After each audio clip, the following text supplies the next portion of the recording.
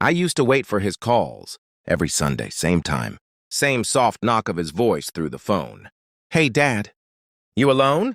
At first I thought it was sweet. Thought it meant he cared. A grown man with his own life, still checking in on his old father. In a world that forgets people like me, that kind of consistency feels like love. But last week, I lied. And I'm still here because of it. My name doesn't matter much anymore. Not to the world, at least. I'm 68 years old, retired, and living alone in a house that echoes louder with every passing year. The walls used to hold laughter, my wife's, my son's. Now they just hold memories. My wife, Eleanor, passed 5 winters ago. Quietly, peacefully, they said. There's nothing peaceful about watching. Someone becomes smaller every day, until they disappear. After she was gone, it was just me and Daniel. My son, he didn't move back in, not physically. But in a way, he came closer. The calls started a few months after the funeral. Every Sunday evening, like clockwork. "Hey, Dad. You alone?" I'd usually be sitting in my armchair by the window, the same one Eleanor used to knit beside. I'd smile even though he couldn't see it. "Yeah, just me." There would be a pause. Not long. Just enough to notice if you were listening carefully. "Good," he'd say. I just wanted to check in. We'd talk about simple things. Weather, groceries, the neighbor's dog that barked too much. Sometimes he'd ask about my health, my meals, whether I'd taken my medication. He sounded attentive, thoughtful, loving. And I believed it. Daniel wasn't always like this. As a boy, he was restless, curious, always asking questions, always wanting to understand how things worked. I remember one summer afternoon, he took apart an old radio just to see what was inside. Couldn't put it back together, of course, but he tried. That mattered. After his mother died, something changed in him. Not suddenly. It was gradual, like a shadow creeping across a room. His calls became more frequent. Not just Sundays, but sometimes midweek. Shorter, though. More focused. "Hey, Dad. You alone?" It became a pattern. If I ever mentioned someone stopping by, a neighbor, a delivery man, even the woman from down the street who occasionally brought over soup, he'd grow quiet. "Oh," he'd say, "okay," and the conversation would shift or end. At the time, I told myself it was concern. Maybe he worried about strangers. Maybe he didn't like the idea of me relying on others. It felt protective, but there was something else, something I couldn't quite name. A subtle tension, like a note in a song that's just slightly off-key.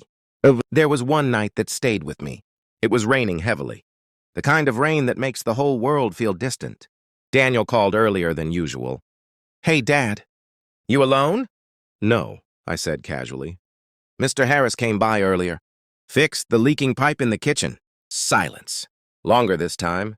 "Oh," Daniel replied. I could hear something in his breathing. Controlled, but strained. "You should be careful about letting people in," he added. "You never know what someone might do." I laughed it off. "He's been my neighbor for 15 years. "Still," Daniel insisted. "Just be careful." The call ended soon after. That night I found myself double-checking the locks. Not because of Mr. Harris, but because of the way Daniel had said it. You never know what someone might do. Weeks passed. The pattern continued. Sunday calls. Same question, same answer. Until last week, I don't know why I hesitated. Maybe it was the silence that followed his question every time.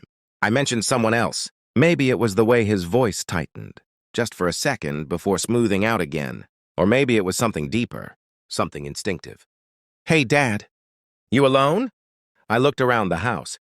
The living room was dim. Only the small lamp beside Eleanor's chair was on. The curtains were drawn, the world outside reduced to faint shadows. For the first time, I didn't feel comfortable saying yes. I don't know what made me do it, but I lied. "No," I said. "I've got someone here with me." The line went completely silent. Not even breathing. Just nothing. "Dad?"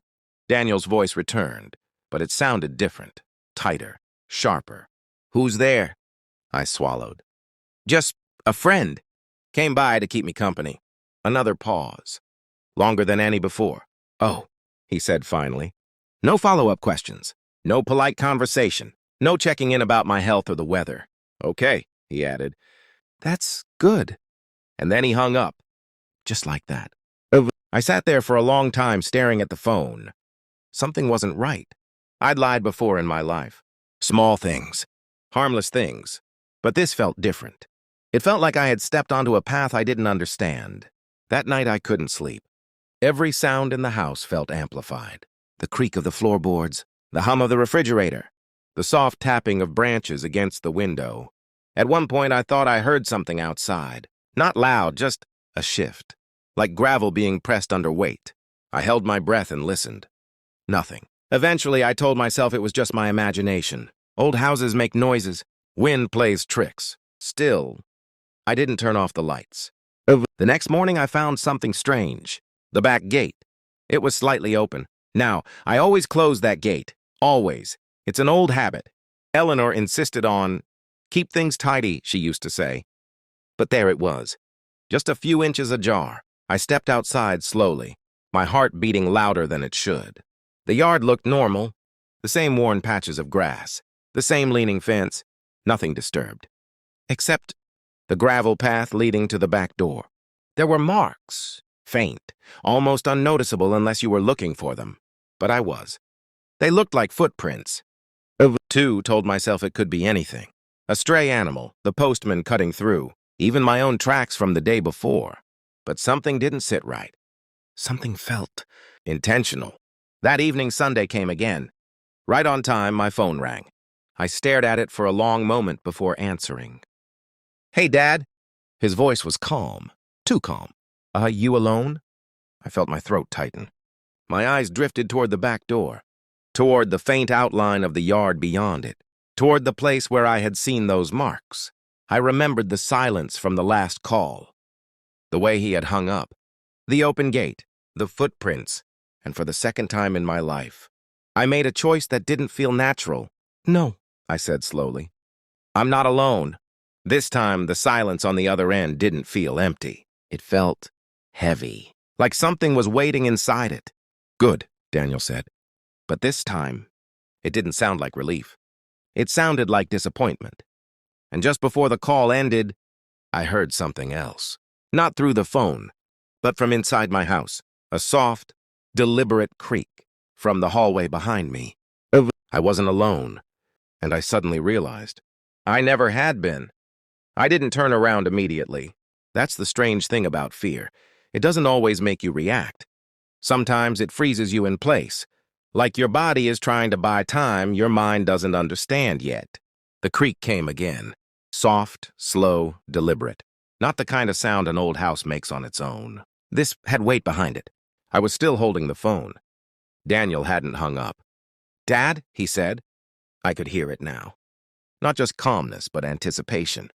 Like he was listening for something, like he already knew. My throat went dry. There's someone here, I whispered. Another pause. But this one felt different from all the others. This one felt satisfied. I know, Daniel said quietly. And then the line went dead. That's when I turned around. The hallway behind me was dim, barely lit by the faint spill of light from the living room. For a second, nothing seemed out of place. Then I noticed it. The door to the guest room. It was open, just slightly. I never leave that door open. Never. My heart started pounding, slow and heavy, like each beat was echoing inside my chest. I stood up carefully, every movement measured, every breath shallow. Hello? I called out. No answer. Of course there wasn't.